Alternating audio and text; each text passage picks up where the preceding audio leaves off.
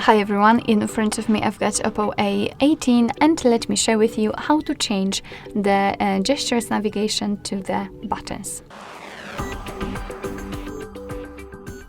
So sometimes it happens that the gestures are set automatically and we are not the biggest fan of them because we feel that they are not intuitive, etc. So let me show you how to change the gestures into the standard 3 buttons navigation. All we have to do is to actually enter the settings. If you don't have them right here, no worries, just swipe your finger slightly up and find the settings in the list. So let's do it. Then we have to scroll down to the very bottom to find additional settings and tap on the system navigation.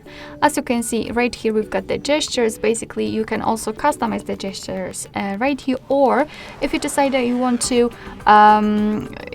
to be brave and you want to learn something more, just tap on learn gestures. So you can go through the tutorial and it will learn you and teach you actually how to use the gestures, and who knows, maybe you'll like it.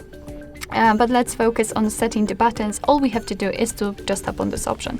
And as you can see, actually immediately we will have this 3 button navigation. What is more, we can customize it here.